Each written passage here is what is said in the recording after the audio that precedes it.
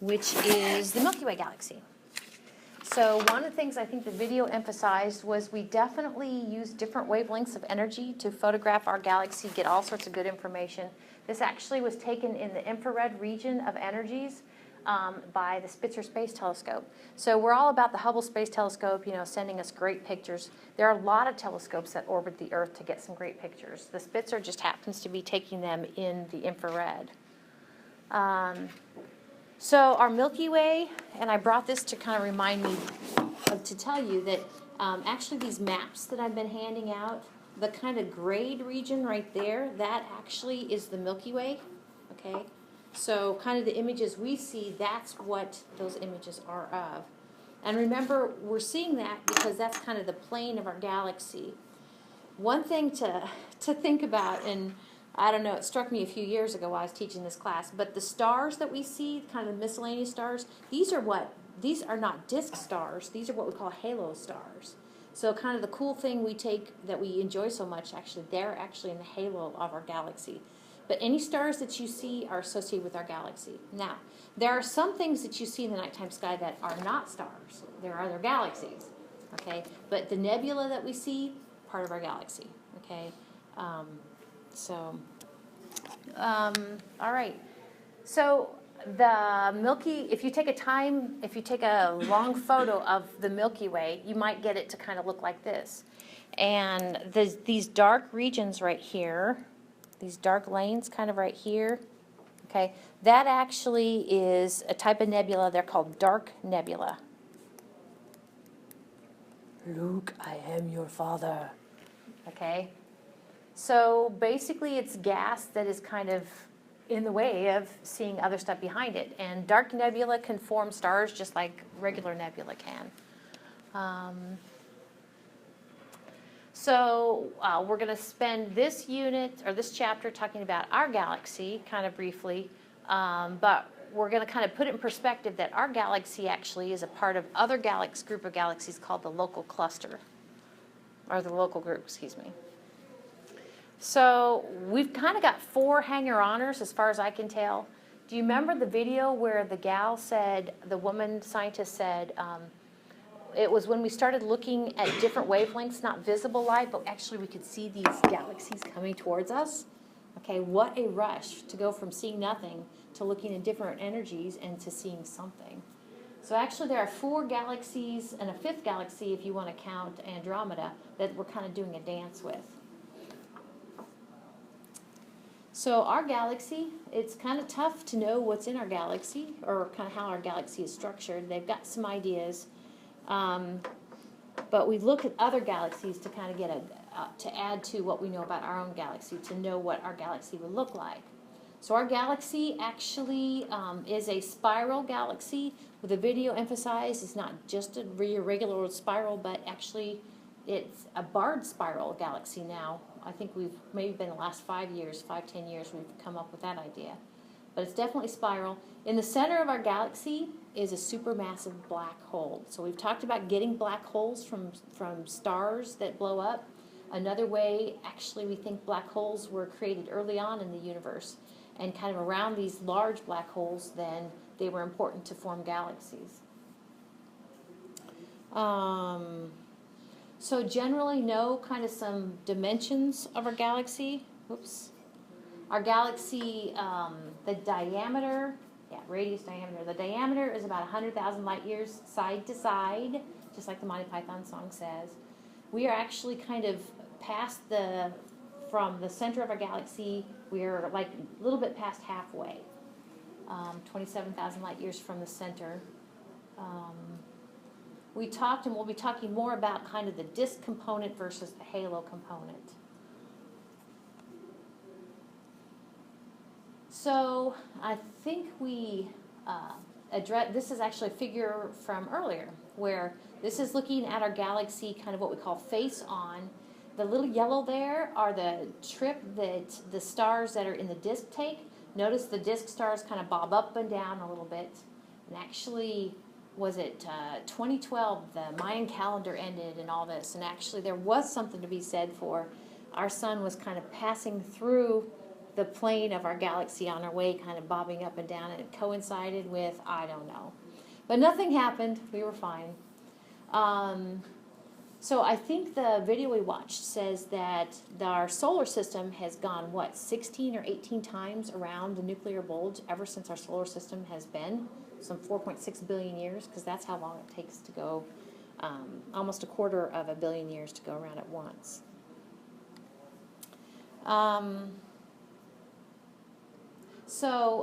Then kind of the green things are the objects that in the halo of our galaxy, kind of how they work. Notice they orbit the supermassive black hole in our center, but they're not nearly as organized.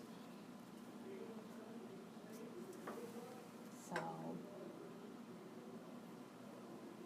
we're just going to kind of continue to build on what we know. For instance, the last chapter, or the last unit, we talked about clusters of stars, and we said as far as globular clusters go, they're in the halo, and we said kind of your open clusters are in the disk of the galaxy. Globular clusters are old, open clusters are relatively younger stars. So that chapter we spent on gravity, hopefully it wasn't all for naught.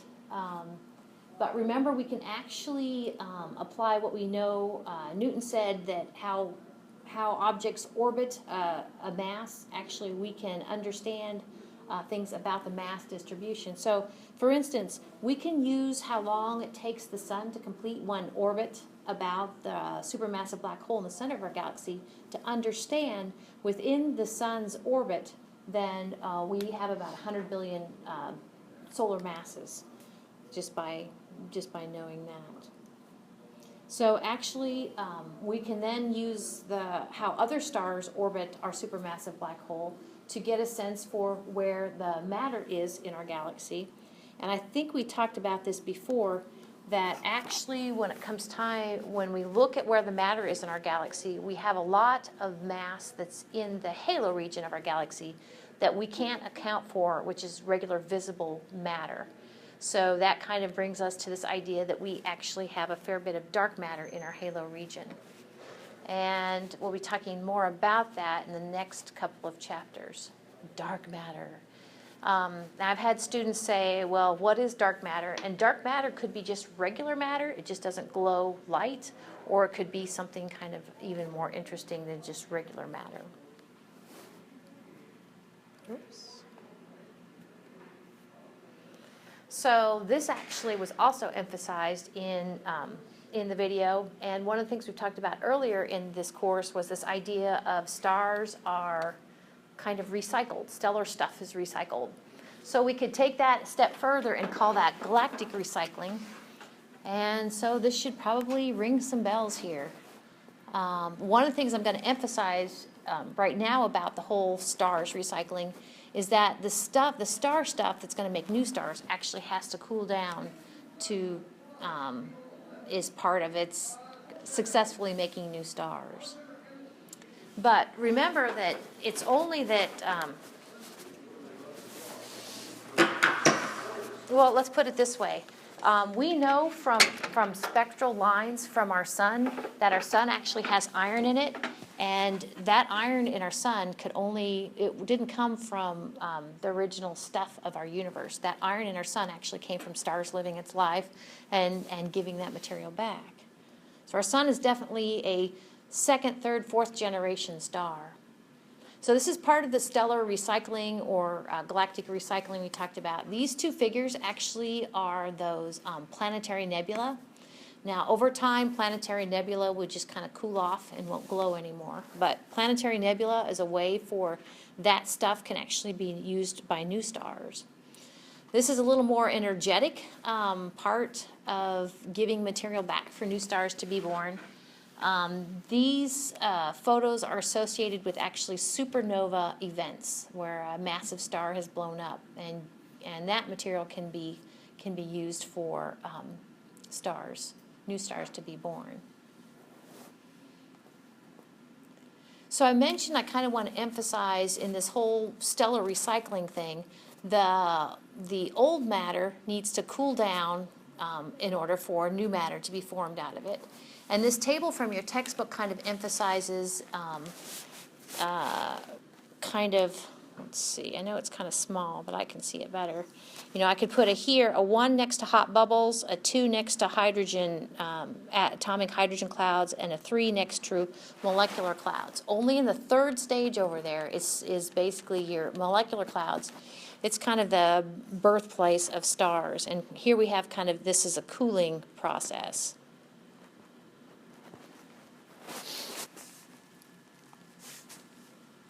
So this actually is kind of the bubble of material that can jettison out. Now, this right here, this would be the plane of our galaxy. Okay, this would be the plane or the disk of the galaxy. Okay, and then so materials kind of jettison out of the disk. And I think the video talked about this too.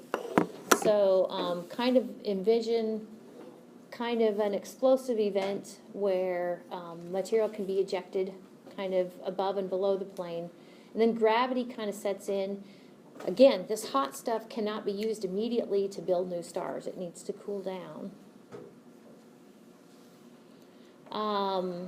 So we actually can look for these molecular clouds. Kind of, we look for carbon monoxide, the regular old carbon monoxide that we're familiar with. The presence of that is an indication that actually these are these cooler nebula that we could actually have stars being born in. The photo, one of the photos I showed you this today was I told you in Orion. So here is the constellation Orion. Here is Orion's belt, and here actually is his sword. So in his sword region was the photo I took. But anyway, we've definitely got stars being born in that material there. Well, I don't think I finished that thought. So to look for carbon monoxide, what we do actually is look in radio wavelengths, 21 centimeters. Okay. So this is another nebula, and definitely looks like a nice gas cloud, molecular cloud. It's cooling. It's cooled to the point where actually gravity can begin creating stars there. So that is so awesome. So kind of in a nutshell, this is what we've been talking about the whole galactic recycling is, to me, just the same thing as star recycling. Stars, over the course of their life, will make heavier and heavier elements, especially if they're massive stars. The low mass stars kind of stop with carbon, right? But they'll eventually die one way or the other, and they'll give their stuff back. Now, again, the stuff needs to cool down in order for, ultimately, the next generation to be born. And then the next generation to be born, I haven't emphasized this much, but actually gravity needs to kind of kick in, is an important player in these cooler molecular clouds to birth these stars. So kind of all at once, this is looking at the same, remember I kind of held this up, okay, on your maps that you've been using. Picture this gray area throughout the whole year, basically, and making a composite image. And so this is kind of what you're looking at, our galaxy, the disk of our galaxy. And we're looking at it in different wavelengths. And we've talked about energies in here, and the way it works out is this is actually the lowest energy, and this is the highest energy. Now, what a rush. We used to just look in visible light, right? Okay, so not anymore. And each wavelength kind of massages the data, and we get something new out of it. So the stellar nurseries can birth a lot of stars at one time. Remember, you kind of get an assortment of stars being born all at one time in the same molecular cloud. The massive stars are going to shine brighter and live their lives faster. Actually, those massive stars that are shining so bright, remember on the 7 spectral types, we go O, B, A, F, G, K, M. So the O and the B type are the hottest stars.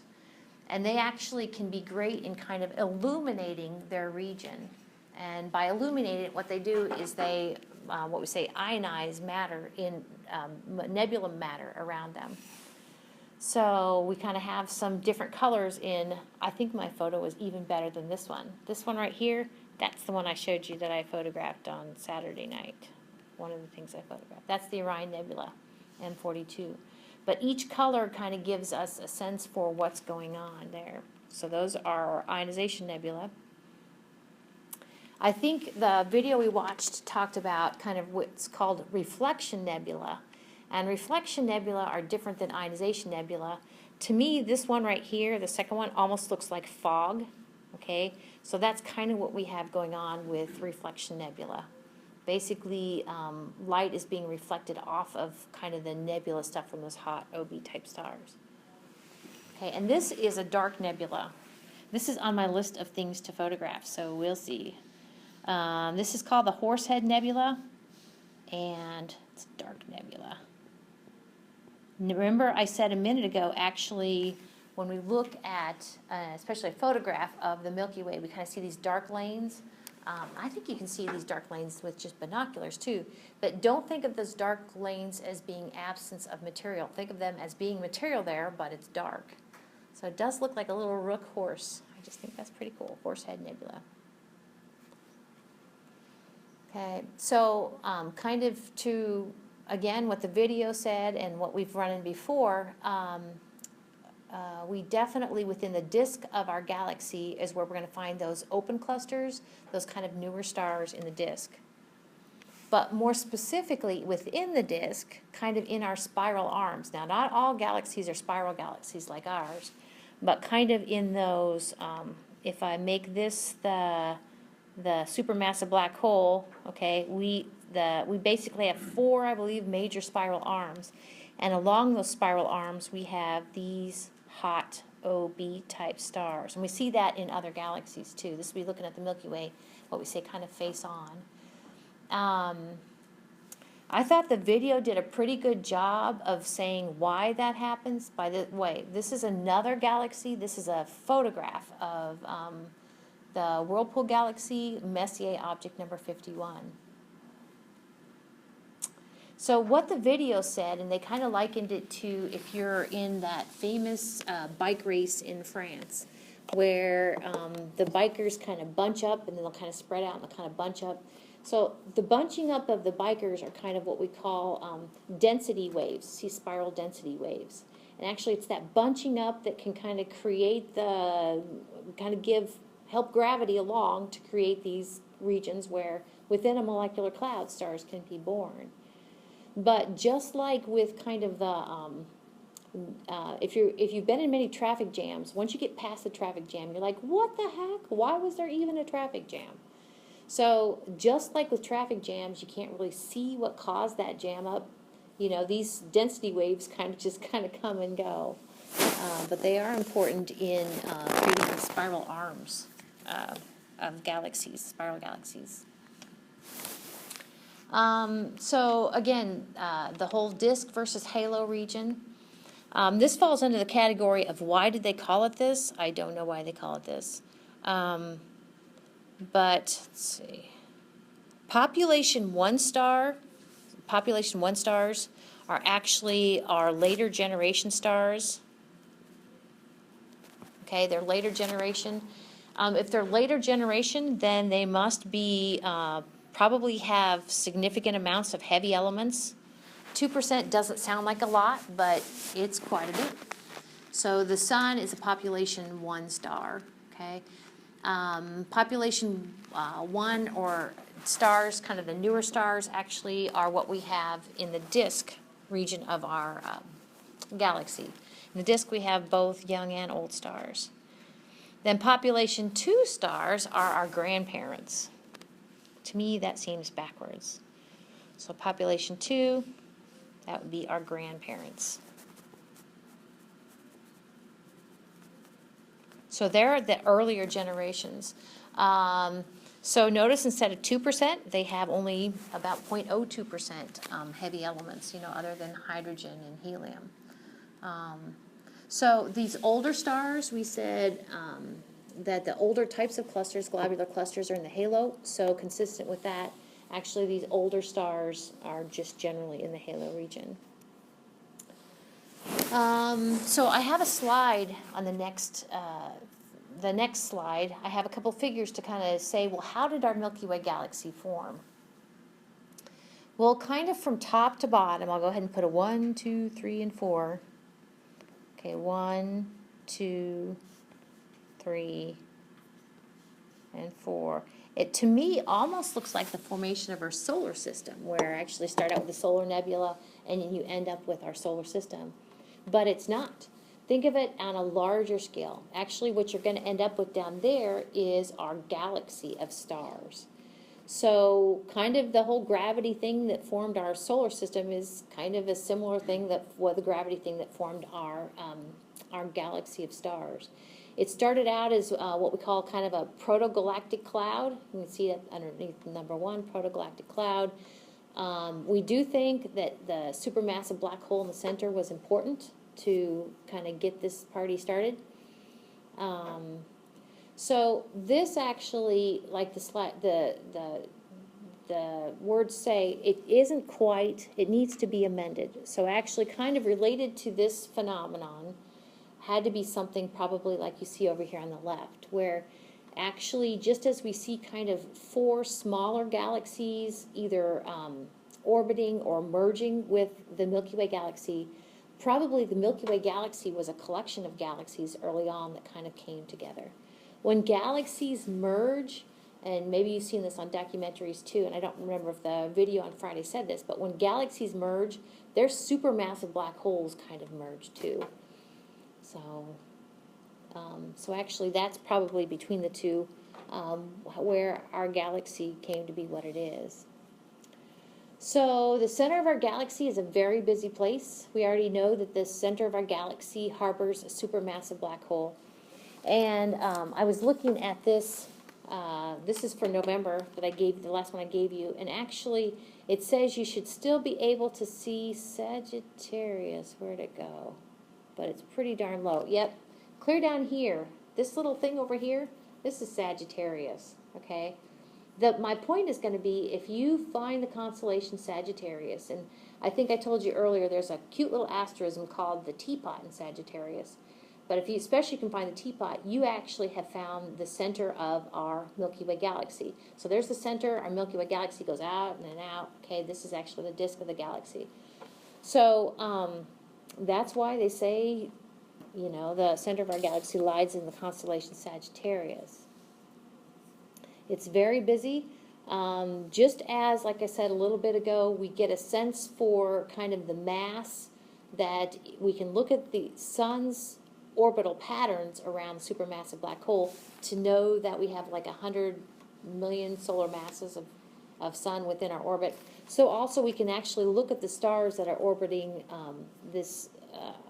within our nuclear bulge to get a fix on the mass that must be this supermassive black hole. Okay, so I just have some slides to kind of show you the supermassive black hole. So this actually, remember, you can't see inside a black hole. What we've talked about being able to see a black hole, the best thing we can do is basically kind of accretion disks. And so picture the kind of the friction that's created around an accretion disk. That's kind of what we have going on in the center of our galaxy. Very busy place. It does burp every once in a while when it's feeding, but so these are just kind of different wavelengths. The first one is infrared. The second one is radio. We're kind of just getting closer to the center of our galaxy. Then we go back to radio, okay, and then the last one is infrared, getting closer and closer to. And these aren't figures, are not artist conceptions. These are actually photographs, which just totally amazes me as one who is dabbling in astrophotography. So they call that busy region, they call basically the supermassive black hole, they call that Sagittarius A star. So it's a Sagittarius A star. So that's just to say that this little asterisk, we use the word star. Okay, what is that? That is actually the middle of our Milky Way galaxy, from our perspective, looking towards the constellation Sagittarius. So like I said, we can use, and I'll show you a picture here again, but they basically looked at how quickly stars were orbiting the center to understand they looked at how quickly stars are orbiting the center to understand what mass there is. Supercalifragilistic. You know what I mean? Sagittarius A star has what mass, okay? And so what you're looking at here is you can kind of see these different colors. These are the paths of stars. Each color is a different star. Okay, so I see purple, I kind of see white, I see blue, or green, sorry, I see blue. Okay, so basically, I think it'd be kind of tedious. They looked at these stars, how fast they were orbiting Sagittarius A star to get a sense for how massive it is. And what they came up with was how massive is it? Sagittarius A star is about 4 million solar masses. You think, oh, that's okay. I mean, there's a lot of mass to be had in our galaxy. But that is mass in our galaxy that is confined to a volume about the size of our solar system. So, what we know about electron degeneracy, what we know about neutron degeneracy, none of those can basically hold up that sort of density. So, yep, you've got a supermassive black hole in the center of most galaxies, as it turns out. So I mentioned that, and we can see this happening, this supermassive black holes feeding in other galaxies too. But when something gets on the wrong trajectory, actually it can be, we've talked about accretion disks, okay, it can kind of create this energy, okay, as it's in the accretion disk, kind of in queue to perhaps fall into a black hole.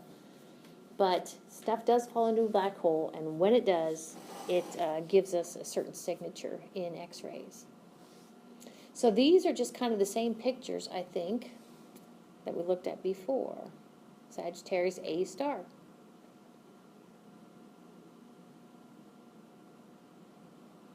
Again, I don't think I'll ever photograph anything like that. And this is a kind of a blow-up image. You recognize each one of those tracks are stars, and they see how fast they go to deduce, to apply Newton's laws to understand what sort of mass that they're orbiting. Just amazing. And I can't remember if the video we watched on Friday did this or not, but I've actually seen kind of the excitement in the faces of scientists who first were part of this early on, understanding what this invisible object must be, what the mass must be, that these stars are orbiting. So I think that's a pretty good place to stop. We'll kind of hit galaxies. We'll begin the next chapter on Wednesday. So this chapter assignment will be due on Wednesday. Now remember your Unit 5 exam